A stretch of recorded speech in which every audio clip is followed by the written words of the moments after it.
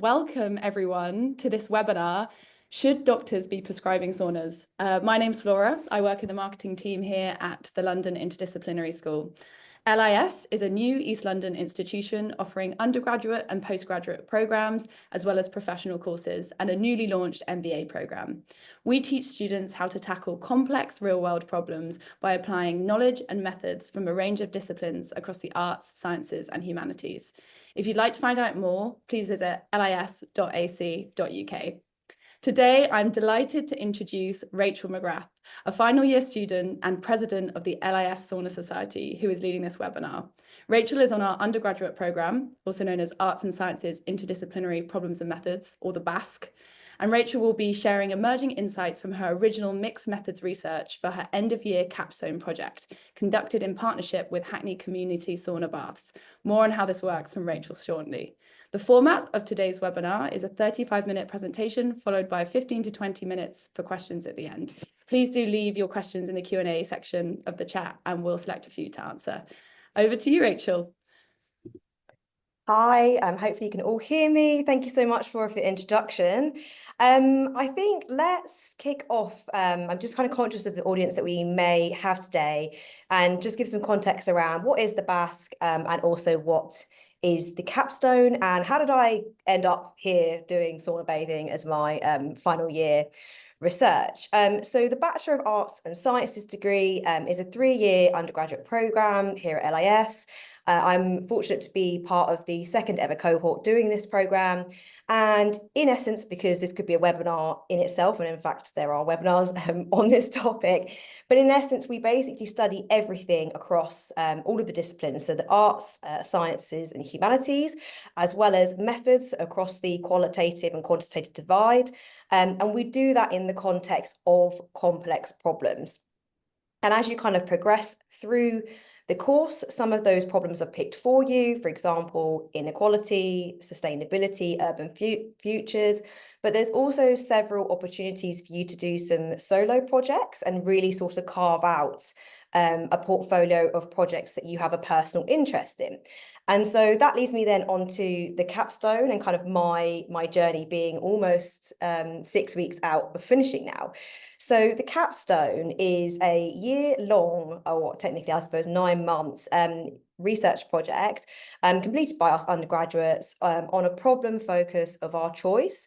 And it's got 2 sort of distinctive outputs. So the first output over here, course on the left, that might be your right, is a 6,000-word academic study, similar to that of a traditional dissertation for anybody that has done a dissertation at undergraduate level, but unique in that it requires us as students to actually conduct some mixed methods research to investigate the problem of our choice. The second element of the Capstone is that we have to translate that academic study into what they're calling a real world output, or sort of a real world product.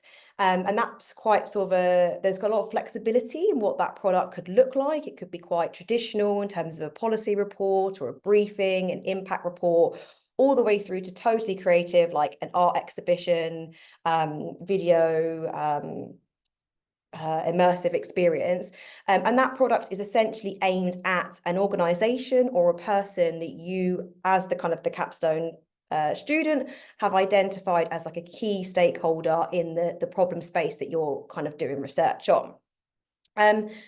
So hopefully that kind of contextualizes both the BASC and the Capstone, and a little bit about my journey and how I got here. So that you can see some pictures on screen. In sort of the solo projects that I've been fortunate enough to do so far, as I mentioned, I've kind of focused on sort of health and well-being. I'm particularly passionate about preventative health, rethinking care, health and care systems, community-based interventions.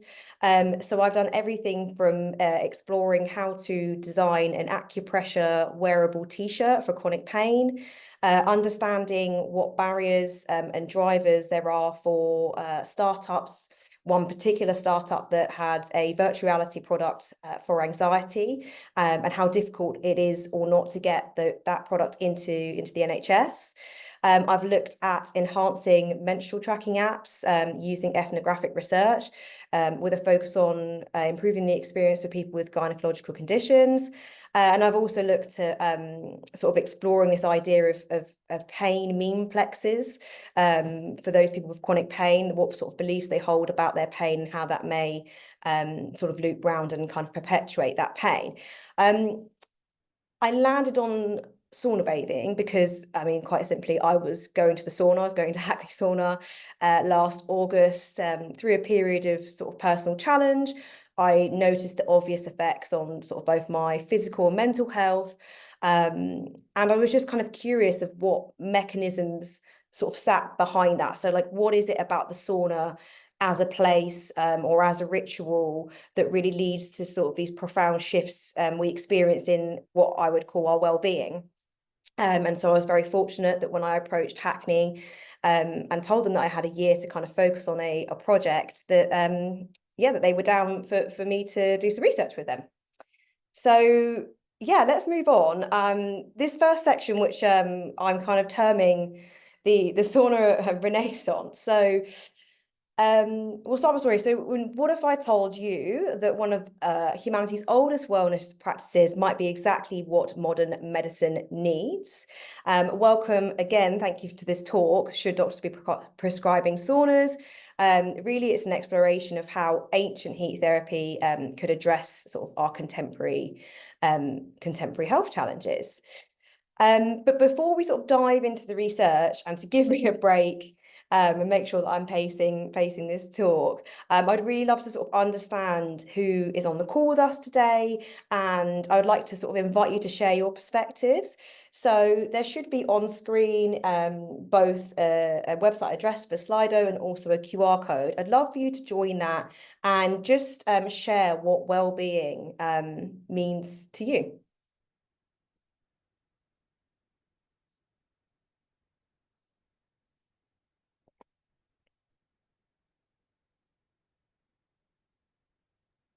Okay, 4 people typing. It's a good start.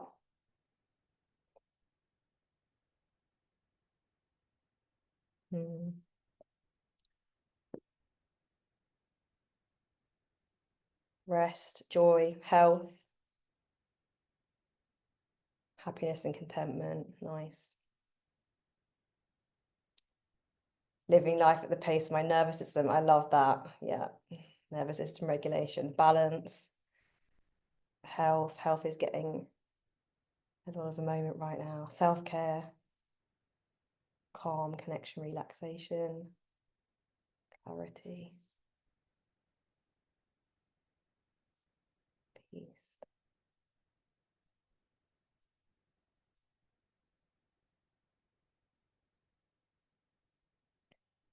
Yeah, so we're starting to see some themes here. So happiness, balance and health seem to be emerging as the biggest. Oh, we've got a shift, but as the biggest responsive. But flourishing, I love that. Flourishing positive emotions, meaning and balance, and this kind of like living life at the pace of your nervous system, equilibrium, harmony, not being overstimulated. I think what's really interesting about all the responses here is it really demonstrates the point of it's such a subjective it's a subjective term, it's a subjective place in research. It's not something that is tangible, and I'll come on to that later. But thank you so much for everyone that kind of shared their view. I think it looks like we're done with responses, so I'll move on. And I've just got one more question for you, just for me to kind of contextualize. So my question is, have you ever been to a sauna?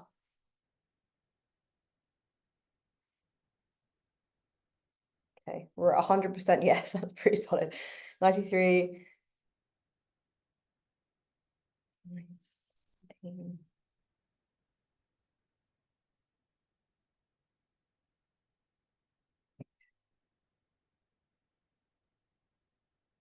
Okay. All right, so we're at 92% yes and 8% no. So we've got some solid sauna experience on the call today.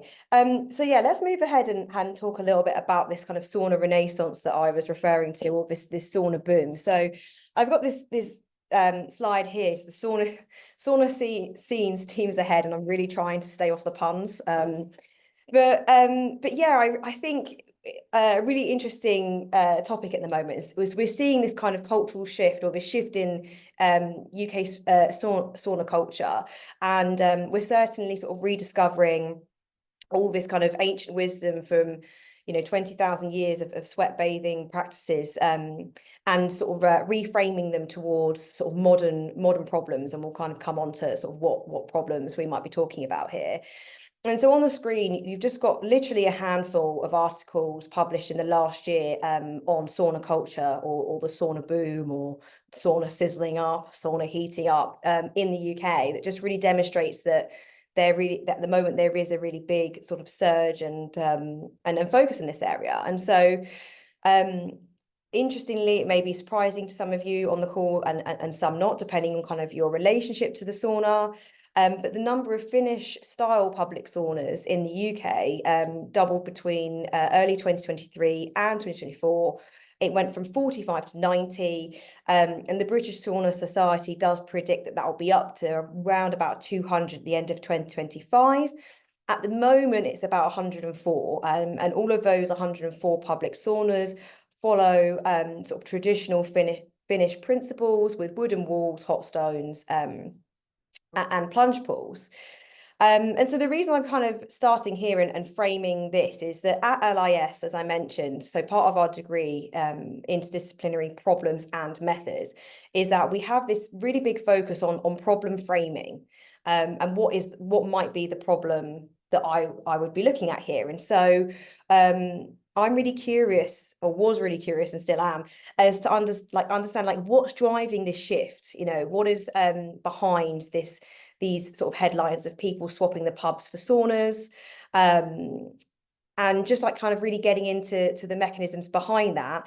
So sort of before I move on and talk about how I've kind of framed this problem, I'd be really curious to know. I'm just going to invite you one more time, and that is the last of the interactive engagement on this webinar, but really curious for your perspective. So what do you think is driving UK sauna culture at the moment?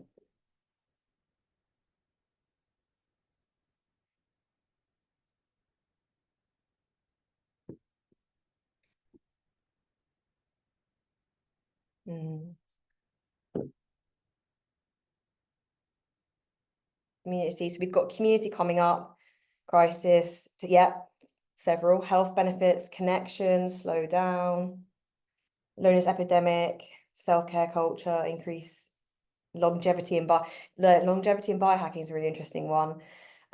Simple, more Nordic way of life, post-COVID realizations, mild weather country. I'd love to know what you mean by that, mild weather country. Skincare, nice. Lack of access to decent healthcare. Popular culture, yeah, there's certainly something about sort of trend culture, anti-aging, wellness culture post-COVID, nervous system awareness, health and fitness. Yeah, so these are kind of alternative Friday night, alternative Friday night with no consequences, right? And easier on the bank account. Yeah, so these are kind of falling into sort of like broad categories. You kind of got community, connection, health benefits, stress, nature, detriment from that. Yeah, alcohol is a social lubricant. Yeah, well-being, overindulgence. Yeah, we'll come back to it. We'll come back to well-being. Fantastic. Thank you so much for thank you so much for sharing your perspectives and just being like, really on it to make your views known. Completely agree. Completely agree with all the above. So if we go back to this slide, so I think what's really important in the context of this research at an undergraduate level, not being kind of a 6-year PhD, is you've got to frame the problem somehow for it to be operationable.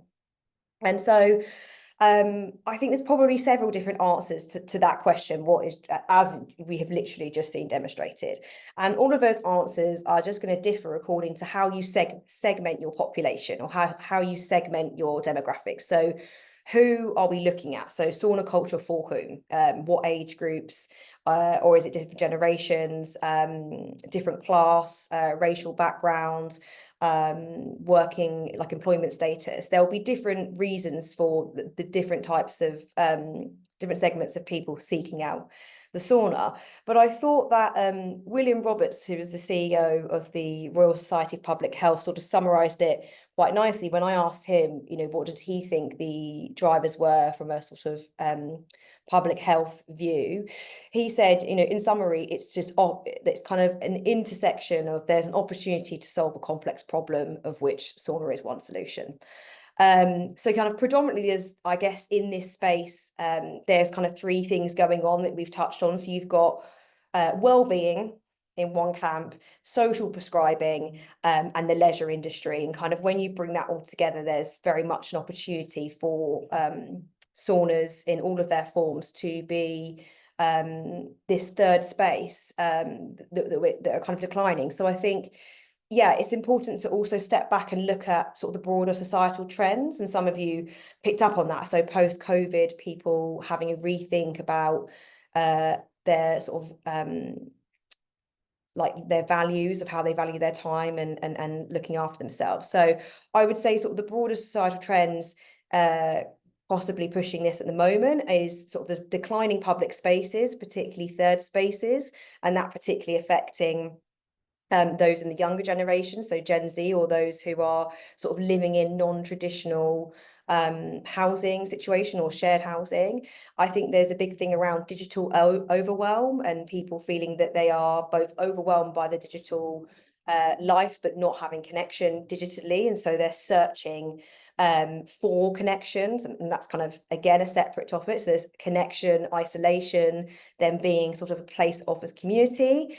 We have, of course, a huge loneliness epidemic. We have a chronic pain epidemic. And, you know, then we kind of have, as someone touched on, sort of the wellness sort of trend or awareness of, yeah, people's changing views around how to care for the body and the mind and the nervous system, and how, you know, people want to live better, live well, live for longer. And so I think those are kind of predominantly what's going on in the sauna scene. So moving on to this research then, like where does this research sit? So I've kind of tried to summarize this here on this slide with the Venn diagram over on the right. So I think it's fair to say that most research, and there is very little in terms of volume of research that's in English compared to what's in Finnish. And so if there's anybody on the call that can translate Finnish literature for me, please reach out. But let's just make a start here sort of with the yellow. So most research of sort of in sauna studies have kind of focused on, is sauna safe? Is sauna safe for pregnant people? Is sauna safe because I have diabetes? What is sauna's impact on, as you can see here, and I've done it by topic, cardiovascular, pain relief, immunity, the brain, musculoskeletal? Less sauna studies have asked questions like, how does sauna heal? How does sauna improve well-being or impact well-being? What is it about sauna that makes people feel like they've been transformed? You've then got in sort of the purple circle, you've got sort of growing psychological research. So we're starting to look at the links between and the impacts of sauna on psychotic disorders, sauna on major depressive disorder, sauna on anxiety. And then you've kind of got this green section, and so I am referring to this, and I'm happy to be challenged, this sort of notable gap in examining what I would say is sort of the well-being dimensions of sauna bathing. So by well-being, I mean actually what a lot of you were referring to in that sort of first word cloud. So sort of the emotional, the spiritual, the community aspects of sauna. Again, coming back to my point, why is it that people will report feeling transformed after a sauna session or after a sauna ritual? How can we understand how sauna relates to people finding meaning, finding purpose, having hope, having connection, and the development of things like emotional resilience. So the studies in this area are pretty limited, and I've kind of included, because there's so little, I've actually included the titles of what I can find in this area of what I'll just term as social science.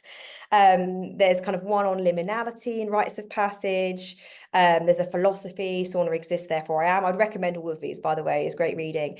And there's a recent preprint, how sauna affects psychological states and traits related to bodily sensations and emotions.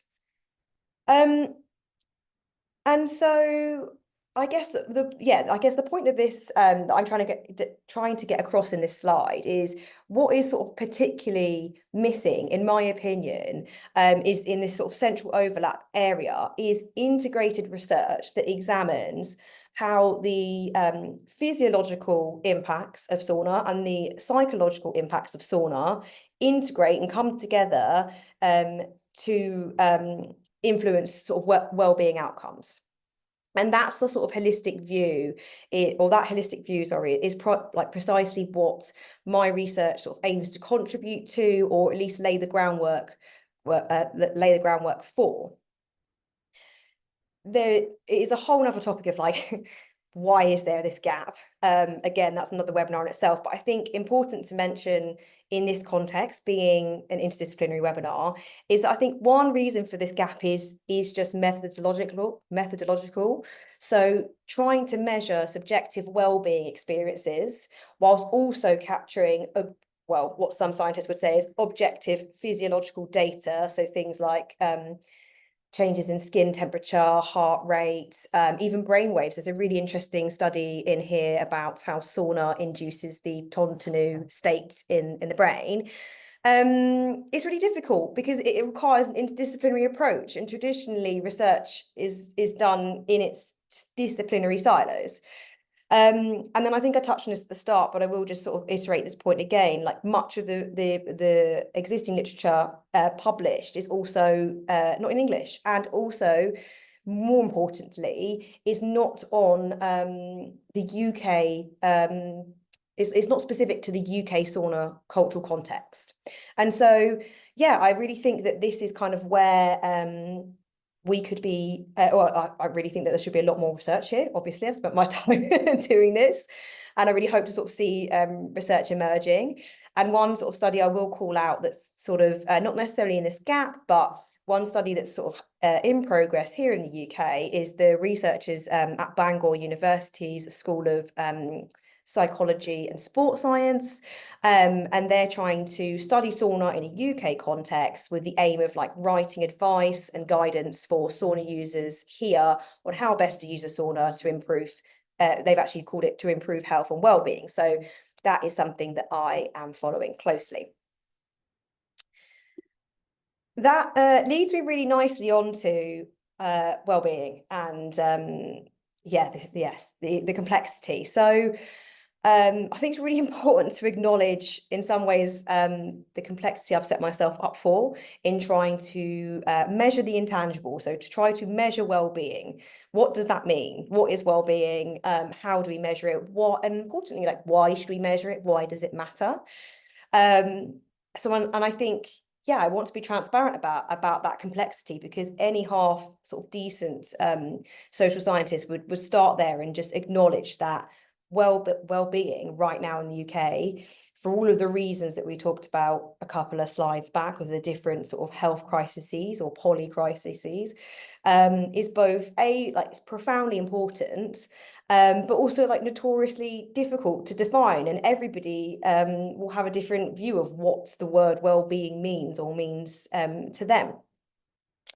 I also think that, coming back to my initial curiosity in wanting to do a project on sauna because of my own experience, well-being is something that you observe. You know, it exists in our social reality. You observe other people that look like they have good well-being, or their well-being has increased after a sauna, or you feel it like it's it's like a visceral feeling, right? But it's how do you measure something like that?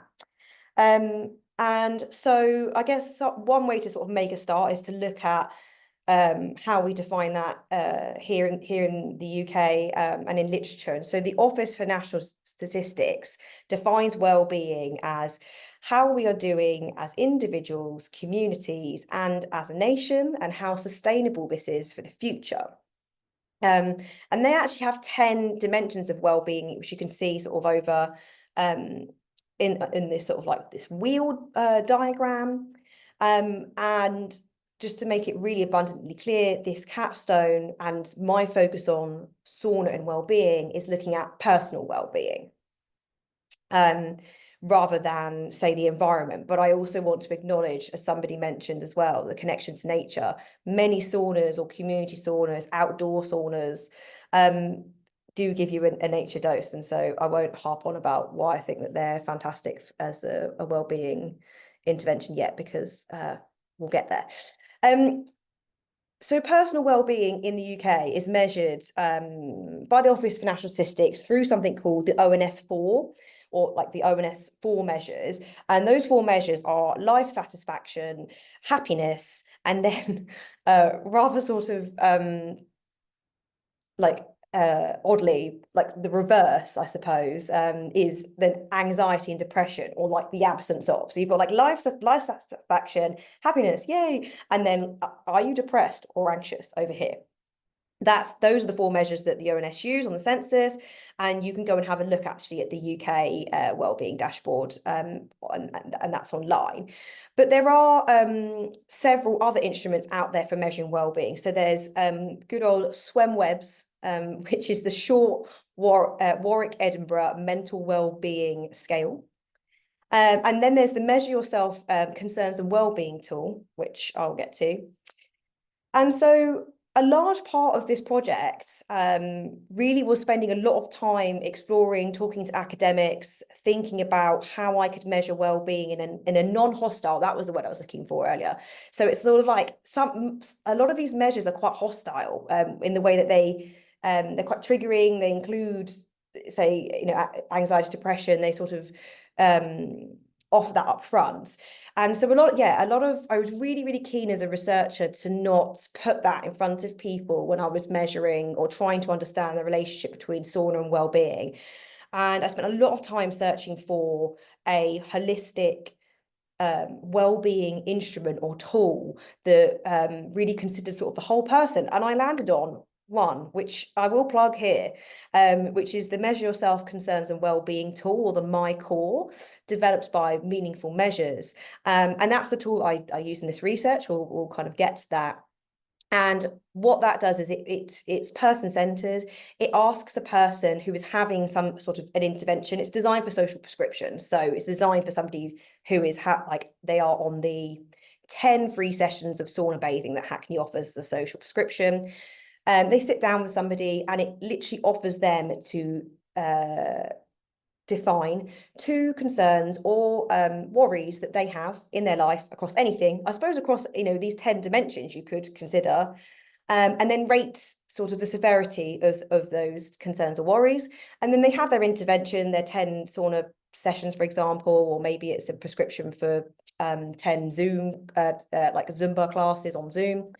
And then they do the same thing again. So they go back to their original concerns and they re-rate them, and then you look at the differences. So I was really pleased when I found this tool, because it really puts sort of the agency and autonomy back on the person, rather than us defining, can you please tell us if you're depressed or anxious? What else would I like to say on here? Yeah, I think kind of coming back to like, why are we measuring well-being? Why does it matter? I've got this point on the bottom of the page, the introduction of the wellbeing. So the wellbeing adjusted life year. Some of you might be familiar with the QALY, which is the quality of life adjusted year. I think this is really important in the sort of voluntary community, social enterprise, charity sector, sort of, and leisure, sort of where sometimes saunas do sit, because essentially it is a new measure by or newish by the Office of National Statistics of social progress, basically, and it's calculated on a single question, which is overall, how satisfied are you with your life nowadays? Which is it's a bit intense. And I think this is really important because this is then how the government are going to start measuring and monetizing wellbeing interventions, and how that then informs policy and decision making. So you can see the link that I'm trying to make here, which is if sauna is a really good case for social prescription and it's going to be measured by well-bees, as in like how the impact of like, let me get this clear for you guys. So if we start providing sauna social prescriptions, at some point there's going to be sort of like an economic analysis of, as an intervention, a public health intervention, what does sauna bathing give us in well-bees? And so for context, one well-bee currently is worth £13,000. I can take questions on this later.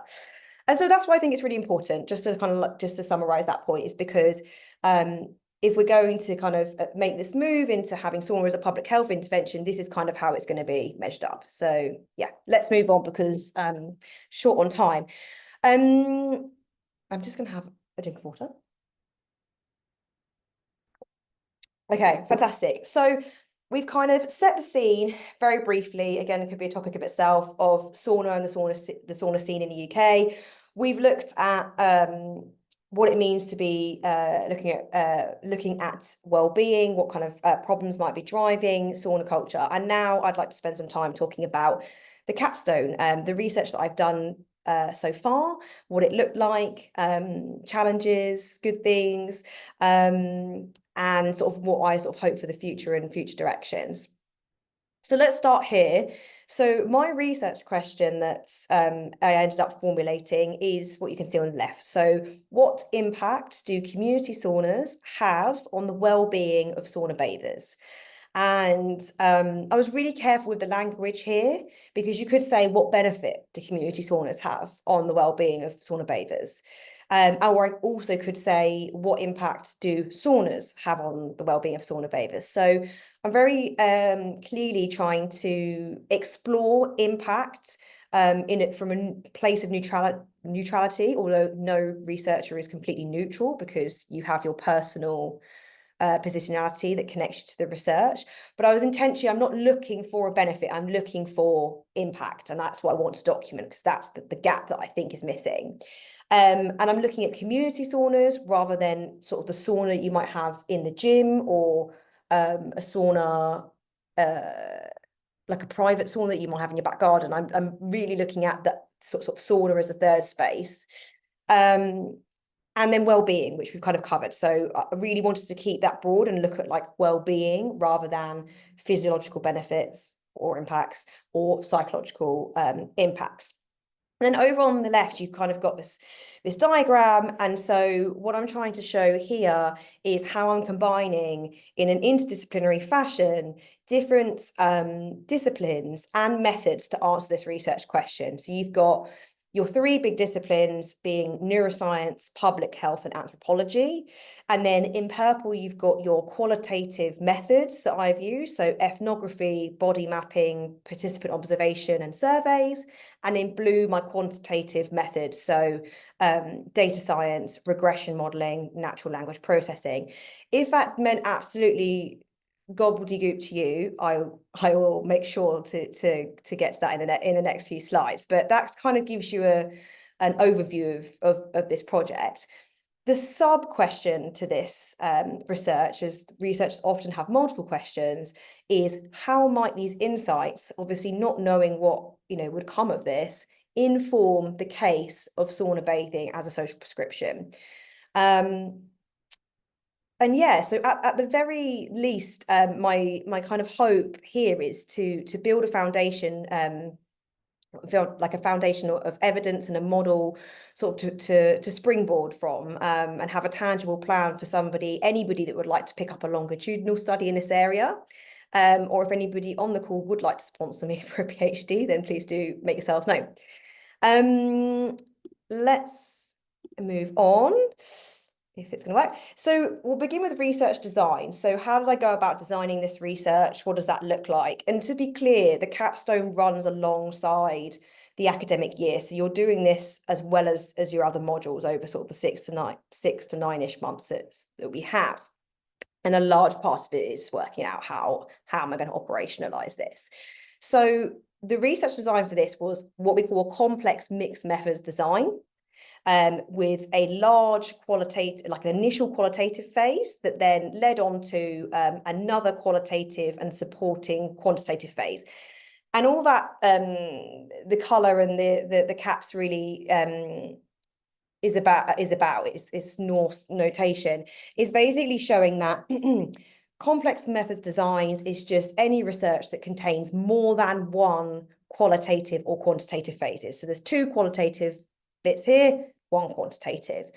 The stuff in low caps means that it sort of indicates that it's a supporting phase, and the stuff in big caps is that it's sort of like the main phase.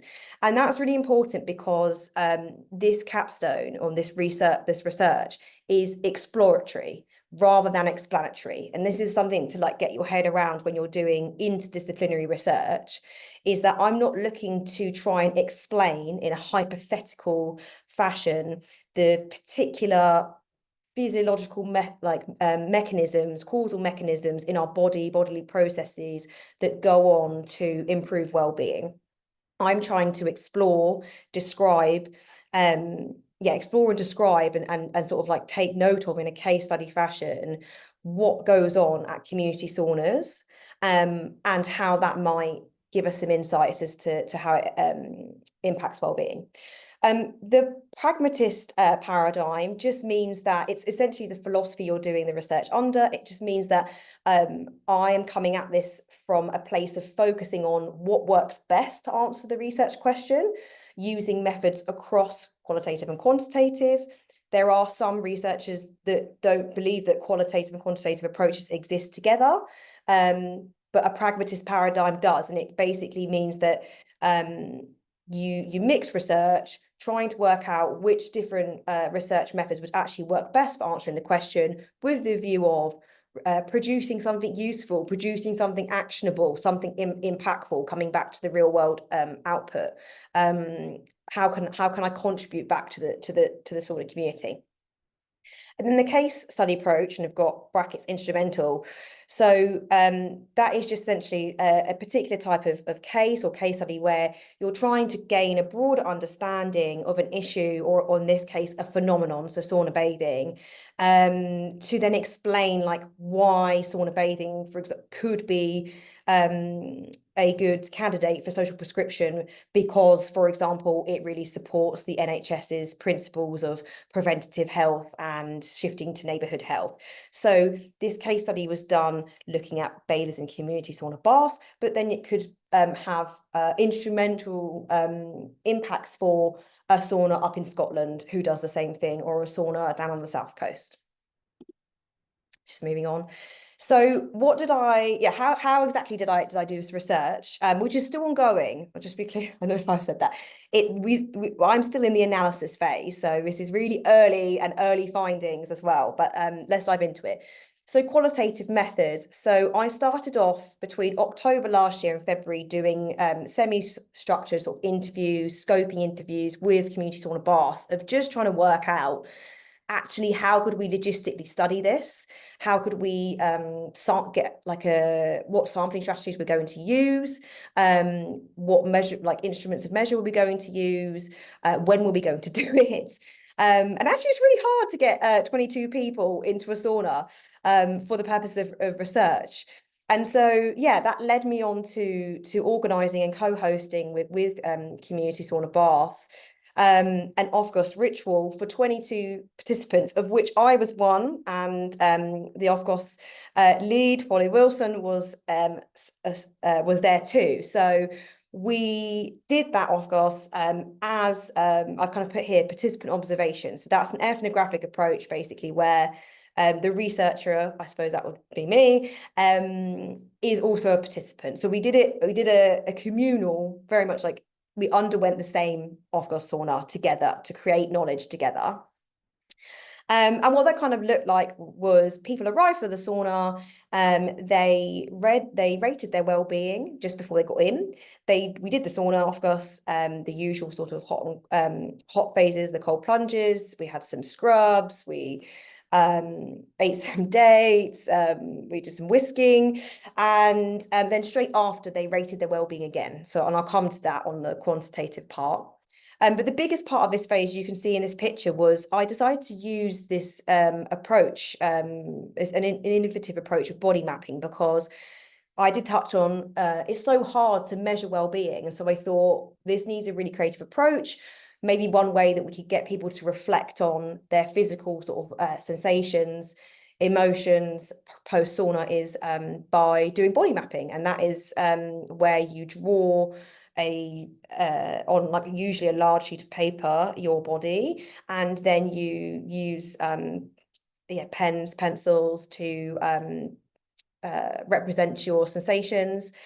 You can label it. This person's done a key. You can't see it too well in this photo, but they've sort of labeled their colors. And some people chose to do like a before and after body to show the difference between the two.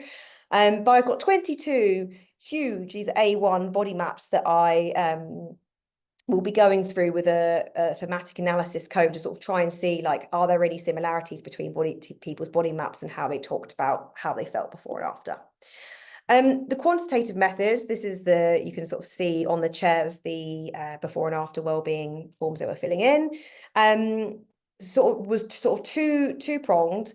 So first prong was the before and after ratings, and then you do a paired t-test on those ratings. That just basically means you're looking, let's say John, his before rating was 6, his after rating was 4. You're looking at the difference between before and after, of course, with the hypothesis that you would hope, or you would assume, I suppose, hope's probably the wrong word, that well-being would go up after a session rather than down, or it might stay static. So that was the first part. The second part of this quantitative research is I've got a larger data set of 1,800 responses to the community sauna annual survey. And I'm going to be able to build 2 models that look at frequency of sauna use, so how often someone's using the sauna, and they're reporting of whether they have noticed any benefits to their physical well-being, and then the same model again, and if they've reported any benefits to their mental well-being. That is currently under analysis. So I'm in the data cleaning stage. For any data scientists on the call, it's like 80% data cleaning and 5% running the model, and the rest percent trying not to lose your mind. So where does that leave us? So I'm sharing some preliminary findings today, but as I say, this is very much still in progress. So I've got the before and after wellbeing scores here of the paired t-test, at least for 18 participants of the 22, bearing in mind 2 of them was myself and Polly. So, and also on the right, you've got some anonymous voluntary comments that people left after the session. So what does this show us? And you can see it's inverted. Why, Rachel, have you done this? So I guess the important thing to say here is when they rated their well-being, 0 reflected really good well-being and 6 reflected terrible well-being. So really what you're looking for is that the after well-being scores are lower than the before, if that makes sense. I'm hoping that. Obviously, I can't see anybody, but I'm hoping you're like nodding, be like, yeah, that makes sense. So really what I just want to show here is that at the moment, very preliminary findings of that part of the analysis suggests that sauna off-gas has had like a real and measurable positive effect on participants' well-being, which I feel for those on the call that are, in the sauna community, you probably know and have observed, but now we're just trying to confirm with some rigor. And the other things that I've got here just to chat about is the T statistic, like what on earth is that? 6.75, and then a p-value of 3.37 times 10 to the power of -6.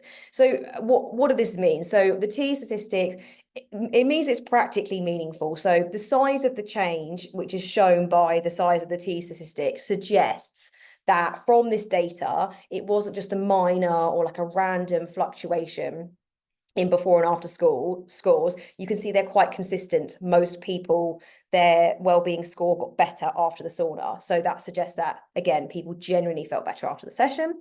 And then the p-value, so that is basically, that's a number, but times 10 to the power of -6. So it's like so tiny. So that's the probability of sort of seeing a result this extreme or more by random chance if the intervention had like no real effect. So if the sauna had no effect. So again, sort of indicates at this point a statistically significant improvement in well-being after the intervention.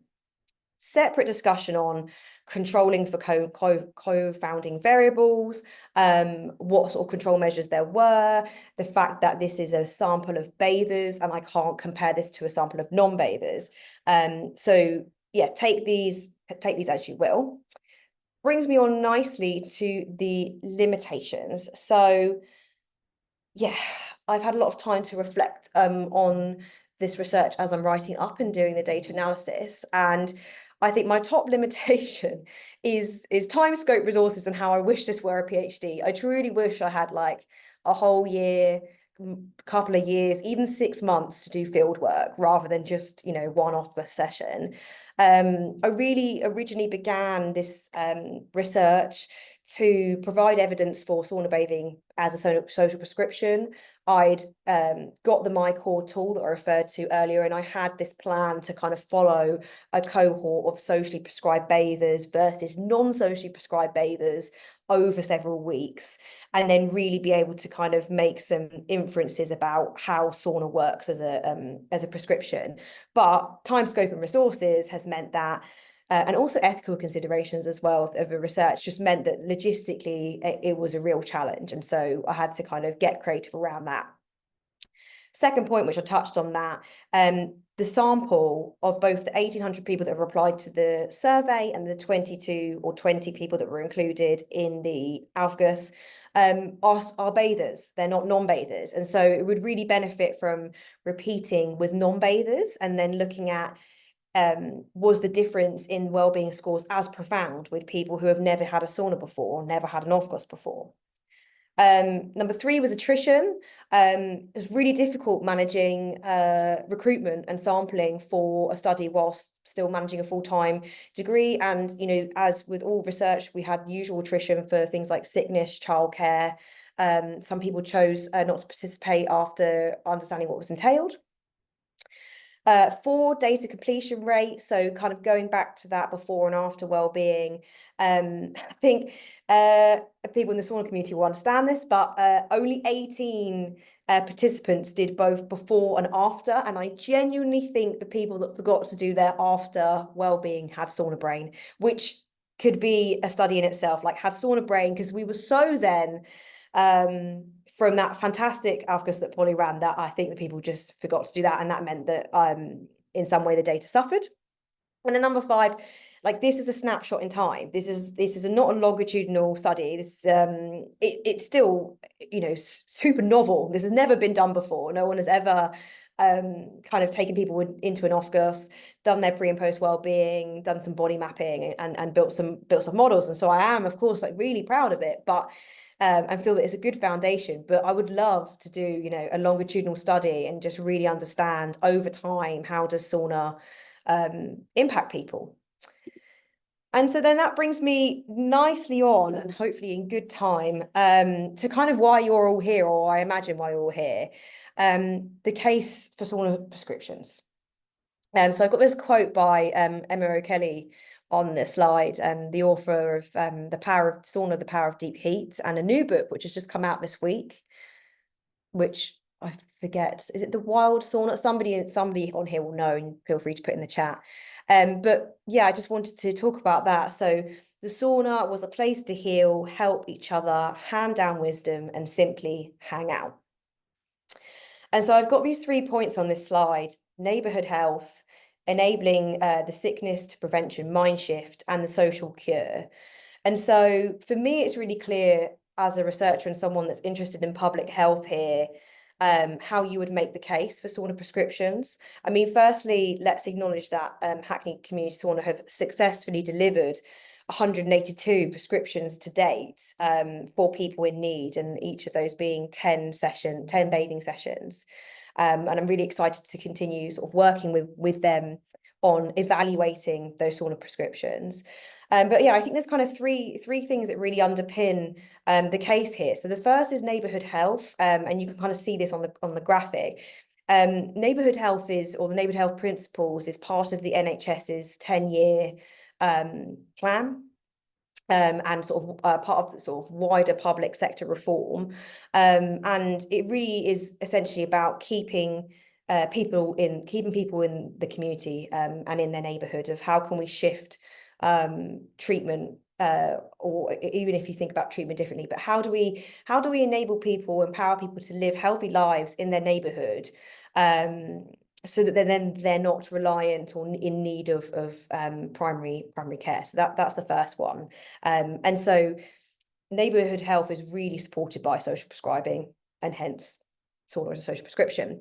The other thing I wanted to touch on was sort of the NHS has 3 mindset shifts at the moment, and one of them is sort of from sickness to prevention.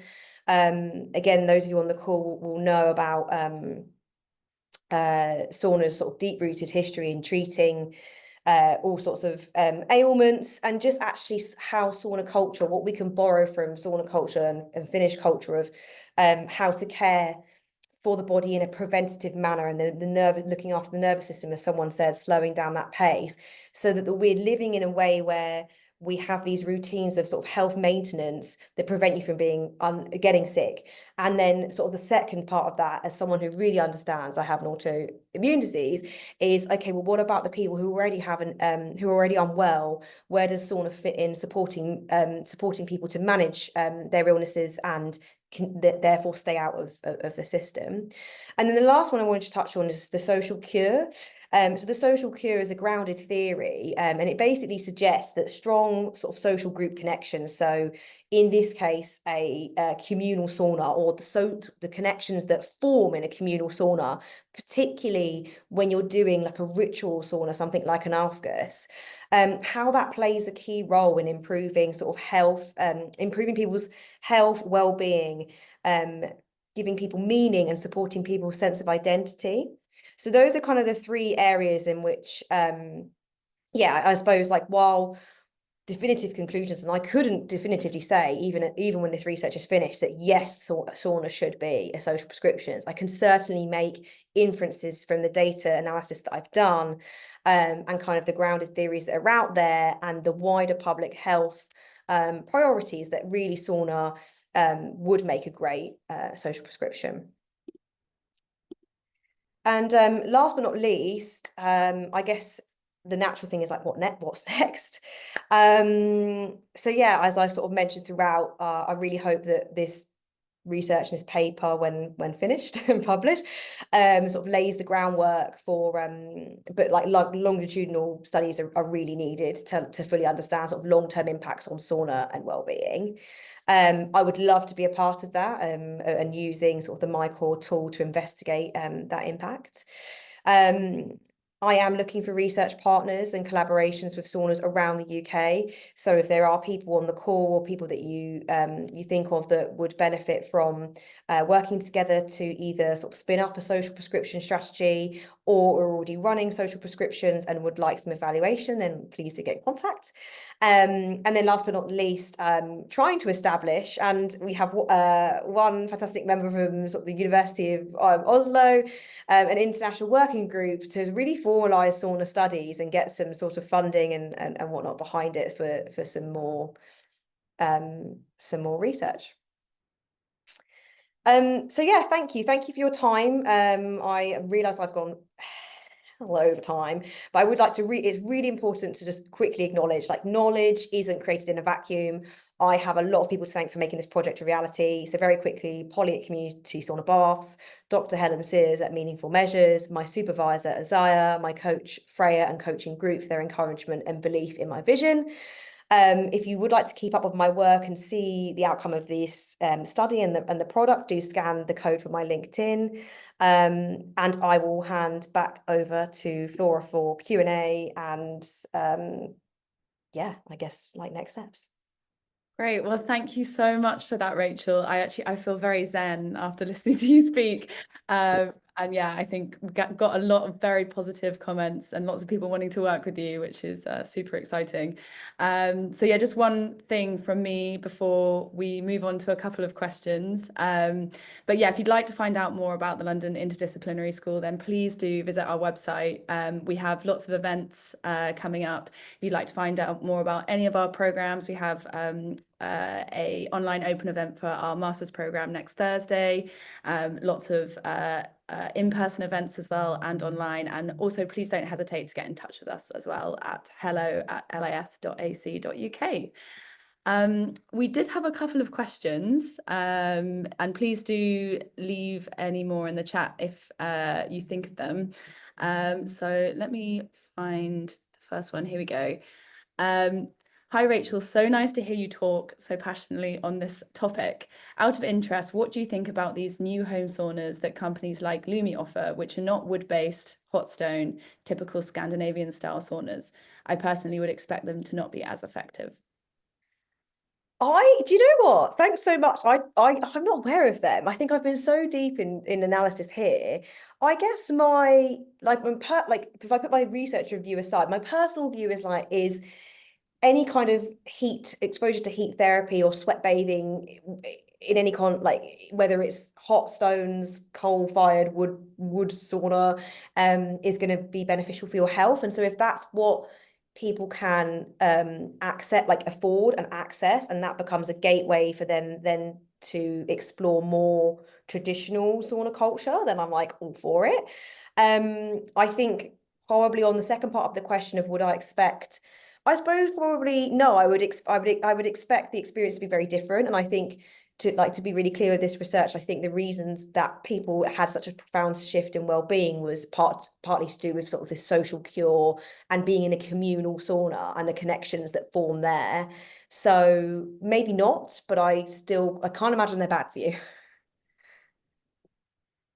Great. We have another question here. This is in relation to your research. Are you comparing ages, ethnicity, etc.? Yes. So in the data set for both the 1,800 people that responded to the survey, and then I also replicated those questions for the people that participated, like the smaller cohort in my sauna office. We captured all of those demographics because, and I didn't have lots of time to expand on this, but what's going to be really important when building the regression models is having those as your control variables. So how does well-being, physical well-being and mental well-being change based on, as you say, age? So you've got age, race, gender, sexuality, I think is a really big important one, and employment status. So yeah, I would certainly expect a distribution across, and we are controlling for those. Well, I am controlling for those variables. That is the last question I can see in the chat. Just lots of praise for you, Rachel. Lots of people wanting to get involved. Kind, thanks. Take a deep breath now.